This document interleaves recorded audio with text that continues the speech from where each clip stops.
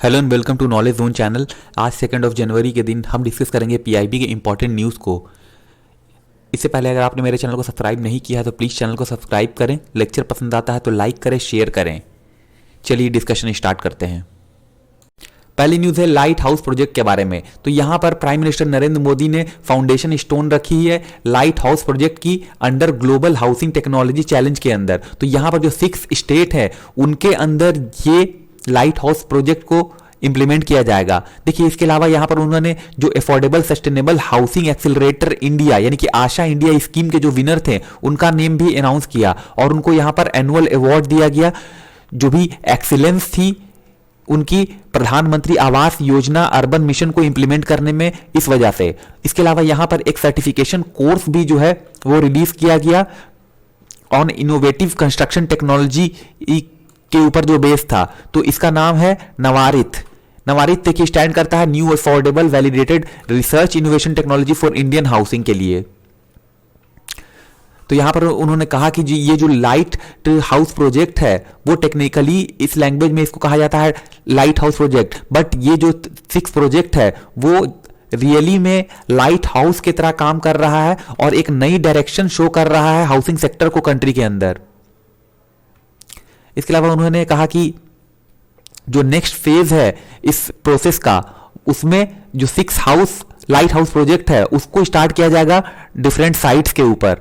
तो यहां पर उन्होंने एग्जांपल देते हुए कहा कि जो लाइट हाउस प्रोजेक्ट है वो पूरी तरह से मॉडर्न टेक्नोलॉजी के ऊपर बेस होगा और यहां पर इनोवेटिव प्रोसेसेस का यूज किया जाएगा ताकि जो कंस्ट्रक्शन टाइम है उसको रिड्यूस किया जाए और जो कंस्ट्रक्शन है हाउस की उसको रिजिलियंट, अफोर्डेबल और कंफर्टेबल बनाया जा सके पुअर सेक्शन ऑफ सोसाइटी के लिए। इसके अलावा उन्होंने फर्दर एक्सप्लेन किया कि यहां पर जो इनोवेशन है कंस्ट्रक्शन टेक्नोलॉजी में उसको बताते हुए कहा कि यहां पर जैसे कि इंदौर का एग्जांपल उन्होंने लिया जिसमें उन्होंने कहा कि यहां पर जो घर बनाया जाएगा, कंस्ट्रक्शन किया जाएगा उसमें ब्रिक और मोर्टार वॉल का यूज ना करके एक pre fabricated sandwich panel system का यूज किया जाएगा। सिमिलरली राजकोट के अंदर फ्रेंच टेक्नोलॉजी का यूज किया जाएगा और यहां पर मोनोलिथ कंक्रीट कंस्ट्रक्शन टेक्नोलॉजी का यूज करके यहां पर हाउस को और ज्यादा डिजास्टर से रिजिलियंट बनाया जाएगा।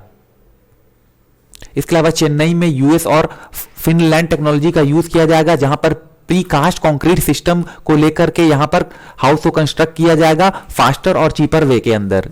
इसी प्रकार से रांची में जर्मनी की 3D टेक्नोलॉजी सिस्टम का यूज किया जाएगा जहां पर ईच रूम को सेपरेटली बनाया जाएगा और इंटायर स्ट्रक्चर जो है उसको ऐड किया जाएगा सेम वे एज लेगो ब्लॉक टॉयज के तरह। फिर अगरतला का उन्होंने एग्जांपल दिया जहां पर कि स्टील फ्रेम का यूज किया जाएगा न्यूजीलैंड टेक्नोलॉजी के ऊपर जो कि जो डिजास्टर आते हैं अर्थक्वेक टाइप तो उससे भी ये विथस्टैंड कर सकेगा। इसके अलावा कनाडा टेक्नोलॉजी का यूज किया जाएगा लखनऊ के अंदर। तो इस तरह से उन्होंने कहा कि डिफरेंट टेक्नोलॉजी का यूज करके कम समय में चीपर वे में यहां पर कंस्ट्रक्शन किया जा सकेगा। इसके अलावा यहां पर उन्होंने एक सर्टिफिकेशन कोर्स के बारे में भी अनाउंस किया जो कि स्टार्ट किया जाएगा ताकि यहां पर न्यू टेक्नोलॉजी को लेकर के जो स्किल है उसको अपग्रेड किया जा सके लोगों के बीच में ताकि कंस्ट्रक्शन सेक्टर जो है उसकी डेवलपमेंट हो सके। तो इस तरह से उन्होंने इस जो लाइट हाउस प्रोजेक्ट है इसके बारे में पूरी डिटेल से बात की। अगली न्यूज है international financial service centre authority यानी कि IFSCA के बारे में। देखिए IFSCA जो है वो एसोसिएट मेंबर बन गई है international organisation of security commission की। तो यहां पर IOSCO के बारे में अगर बात की जाए तो ये एक इंटरनेशनल ऑर्गेनाइजेशन है जो कि वर्ल्ड के डिफरेंट सिक्योरिटी रेगुलेटर को एक साथ लेके आता है और ये more than 95% of world security market को कवर करता है। इसके अलावा ये एक तरह से ग्लोबल स्टैंडर्ड सेटर के तौर पे काम करता है सिक्योरिटी सेक्टर के अंदर। देखिए IOSCO जो है वो G20 और फाइनेंशियल स्टेबिलिटी बोर्ड के साथ मिलकर काम करता है ताकि जो स्टैंडर्ड है उसको सेटअप किया जा सके और सिक्योरिटी मार्केट को स्ट्रेंथन किया जा सके। इसकी ऑब्जेक्टिव और जो प्रिंसिपल है सिक्योरिटी रेगुलेशन की उसको इंडोर्स किया जाता है फाइनेंशियल स्टेबिलिटी बोर्ड के द्वारा जो कि एक की स्टैंडर्ड के तौर पे काम करती है साउंड फाइनेंशियल सिस्टम के लिए। तो यहां पर मेंबरशिप जो है IOSCO की वो प्रोवाइड करेगी IFSCO को एक प्लेटफॉर्म ताकि यहां पर इंफॉर्मेशन का एक्सचेंज हो सके ग्लोबल और रीजनल लेवल पर और जो भी एरिया ऑफ कॉमन इंटरेस्ट है वहां पर। तो ये जो प्लेटफॉर्म है IOSCO का, वो इनेबल करेगा IFSCA को कि वो सीख सके जो भी एक्सपीरियंसेस है और बेस्ट प्रैक्टिसेस है रेगुलेटर्स की उनसे, और जो भी अदर एस्टैब्लिश फाइनेंशियल सेंटर है उनसे। तो यहां पर जो IOSCO की जो मेंबरशिप है वो एक तरह से माइलस्टोन के तौर पे काम करेगी, ताकि IFSCO को कनेक्ट किया जा सके जो भी डिफरेंट रेगुलेटर हैं सिक्योरिटी मार्केट के अंदर ग्लोबल लेवल पे, और यहां पर ये कंट्रीब्यूट करेगा कि किस तरह से यहां पर डेवलपमेंट की जाए और रेगुलेशन किया जाए फाइनेंशियल प्रोडक्ट का, फाइनेंशियल सर्विसेज, फाइनेंशियल इंस्टीट्यूशन का। Gujarat international finance tech city international financial service centre के अंदर। अगली न्यूज है लेजर डैजलर के बारे में। देखिए पहले कॉन्टेक्स्ट जान लेते हैं। तो यहां पर बेल यानी कि भारत इलेक्ट्रॉनिक लिमिटेड, इन्होंने एक कॉन्ट्रैक्ट साइन किया है इंडियन नेवी के साथ, ताकि यहां पर इनिशियली सप्लाई की जा सके 20 लाइट एम्प्लीफिकेशन की by stimulated emission of radiation dazzler, यानी कि लेजर डैजलर की मदद से, जिसको कि मैन्युफैक्चर किया जाएगा बेल पुणे प्लांट के द्वारा। तो यहां पर मिनिस्ट्री ऑफ डिफेंस ने भी एक कॉन्ट्रैक्ट साइन की है भारत इलेक्ट्रॉनिक्स लिमिटेड के साथ, ताकि जो 10 Linux U2 fire control system है उसको प्रोक्योर किया जा सके front line worship of Indian navy के लिए। देखिए ये जो 10 Linux U2 fire control system है, ये एक तरह की naval gun fire control system है, जिसको कि डिजाइन इस प्रकार से किया गया है कि ये एक्यूरेटली ट्रैक कर सके एयर और सरफेस टारगेट को। इसके अलावा यहां पर जो टारगेटिंग की जाएगी इसके द्वारा वो मीडियम और शॉर्ट रेंज गन माउंट की तरह होगी, जैसे कि रशियन AK-176 या A-190 करती है। देखिए अब जान लेते हैं लेजर डैजलर के बारे में। देखिए ये एक तरह की नॉन लीथल मेथड है, जिसके थ्रू यहां पर वार्निंग और स्टॉपिंग की जाती है जो भी सस्पिशियस व्हीकल होती है उनकी, ताकि जो भी सिक्योर्ड एरिया है उसके अंदर इसके अप्रोच को एक तरह से रोका जा सके डे और नाइट के समय। सिमिलरली यहां पर ये जो लेजर डैजलर है वो सप्रेस करता है किसी पर्सन या ऑप्टिकल सेंसर के एक्शन को विथ डिसेबिलिटी ग्लेयर, अगर किसी तरह की नॉन कंप्लायंस होती है जो ऑर्डर होता है उसके अगेंस्ट में। इसके अलावा यहां पर किसी पर्सन को डिसोरिएंट किया जा सकता है, कंफ्यूज किया जा सकता है या ब्लाइंड किया जा सकता है टेम्पोररी मैनर में। इसके अलावा यहां पर ये डैजल करती है और डिस्ट्रैक्ट करती है एयरक्राफ्ट को भी।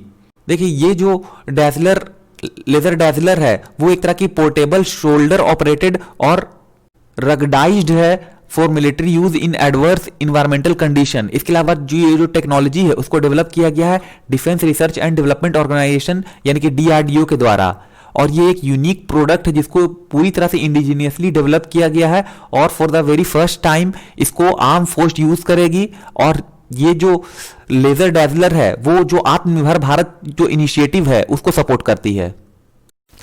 अगली न्यूज है मैंडेटरी इंप्लीमेंटेशन ऑफ फास्टैग के बारे में। तो यहां पर ministry of road transport and highway ने मैंडेट किया है कि जो यूज है फास्टैग की उसको मैंडेटरी कर दिया गया है 1 जनवरी 2021 से ही।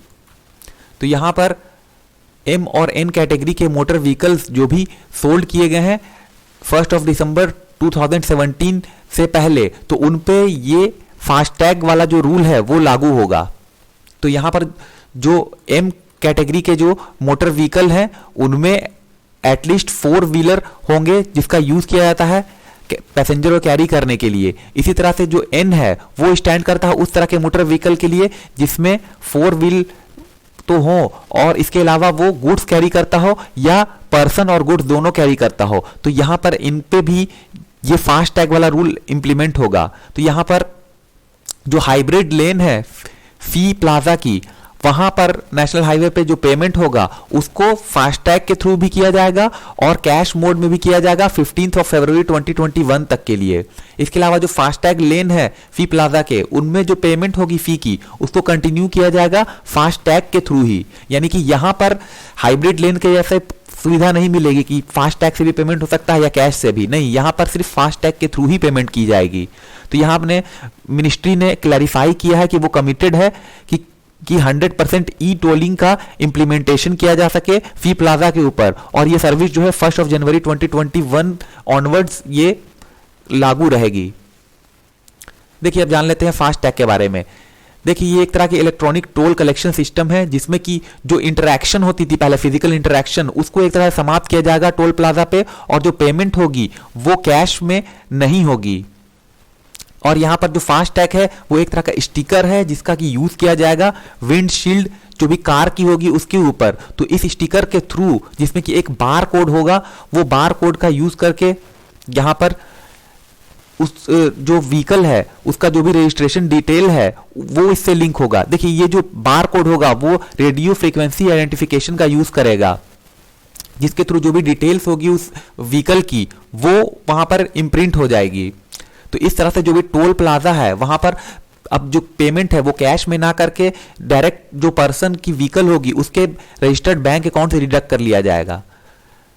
देखिए ये जो फास्ट टैग है वो अभी करंटली टू व्हीलर्स के लिए इशू नहीं किया गया है। देखिए क्या वैलिडिटी होगी और क्या प्राइस होगी फास्ट टैग की उसको जान लेते हैं। देखिए ये अलग अलग व्हीकल के लिए जो क्लास के व्हीकल हैं उनके लिए डिफरेंट अमाउंट होगी फास्ट टैग की, लेकिन एज पर ऑफिशियल साइट जो है जो फास्ट टैग की कॉस्ट यहाँ बताई गई है वो 200 बताई गई है, जो कि वन टाइम फी होगी। इसके अलावा जो री इशुएंस फी होगा वो होगा 100 रुपीज का। इसके अलावा रिफंडेबल सिक्योरिटी डिपॉजिट भी होगी यहाँ पर 200 रुपीज की, यानी कि इसको फिर बाद में रिफंड कर दिया जाएगा। इसके अलावा जो अमाउंट है वो भी वैरी करेगा कि किस तरह का बैंक अकाउंट सेलेक्ट किया गया है, और जो भी अलग अलग बैंक है तो उनकी देखिए अपनी खुद की एक पॉलिसी होती है, तो उसके अकॉर्डिंग जो भी इशुएंस फी होगा और सिक्योरिटी डिपॉजिट होगा वो वैरी कर सकता है। इसके अलावा ये जो फास्ट टैग है इसकी जो प्राइस है वो काफ़ी लो है अगर टोल प्लाजा से अगर इसको कंपेयर किया जाए तो। इसके अलावा जो फास्ट टैग स्टिकर है वो उसकी वैलिडिटी जो रहेगी वो 5 साल के लिए रहेगी, जो भी डेट ऑफ इश्यूएंस होगा वहां से। अगली न्यूज है remission of duties and taxes on imported product scheme के बारे में। तो यहां पर एक मेजर स्टेप लिया गया है गवर्नमेंट ऑफ इंडिया के द्वारा, ताकि जो एक्सपोर्ट है उसको एक तरह से बूस्ट दिलाया जा सके। तो यहां पर गवर्नमेंट ने डिसाइड किया है कि जो बेनिफिट है scheme for remission of duties and taxes की इंपोर्टेड प्रोडक्ट के ऊपर उसको यहां पर एक्सटेंड किया जाएगा जो भी एक्सपोर्टेड गुड्स हैं उनके लिए। तो ये जो स्कीम है वो 1 जनवरी 2021 से इफेक्ट में आएगी। तो इस स्कीम के अंदर जो भी एक्सपोर्टर होंगे उनको रिफंड की जाएगी जो भी एम्बेडेड सेंट्रल, स्टेट और लोकल टैक्सेस होगी, तो उनको ये सारे टैक्सेस रिफंड किए जाएंगे। देखिए अभी तक कभी भी ऐसा नहीं हुआ कि इस तरह की जो रिफंड दी गई हो एक्सपोर्ट्स के ऊपर, जिसकी वजह से कहा जाता है कि हमारा एक्सपोर्ट जो है उसको काफी यहां पर नुकसान पहुंचता है। तो यहां पर जो रिफंड है उसको क्रेडिट किया जाएगा जो भी एक्सपोर्टर्स होंगे उनके लेजर अकाउंट में, और इसका यूज किया जाएगा जो भी बेसिक कस्टम ड्यूटी होती है इंपोर्टेड गुड्स के ऊपर उसको पे करने के लिए, और यहां पर जो क्रेडिट होगा उसको भी ट्रांसफर किया जाएगा अदर इंपोर्टर्स के अकाउंट में। देखिए यहां पर इस स्कीम के अंदर जो रेट है उसको नोटिफाई किया जाएगा डिपार्टमेंट ऑफ कॉमर्स के द्वारा, जो कि रिकमेंडेशन ऑफ कमिटी के द्वारा यहां पर बेस होगी, जिसको कि चेयर किया जाएगा डॉक्टर GK पिल्लई, जो कि farmer commerce and home secretary रहे हैं। तो यहां पर जो फाइनल रिपोर्ट है वो कहा जा रहा है कि काफी जल्दी ही आने वाली है। तो इस स्कीम के अंदर अलाउ किया जाएगा जो भी स्पेसिफाइड कंडीशन होगी सब्जेक्ट की, और जो नोटिफाइड रेट है irrespective of date of notification वो अप्लाई होगी 1 जनवरी 2021 से जो भी एलिजिबल एक्सपोर्ट होंगे गुड्स के अंदर उसमें। तो ये थी आज की सारी news. Thank you very much for discussion.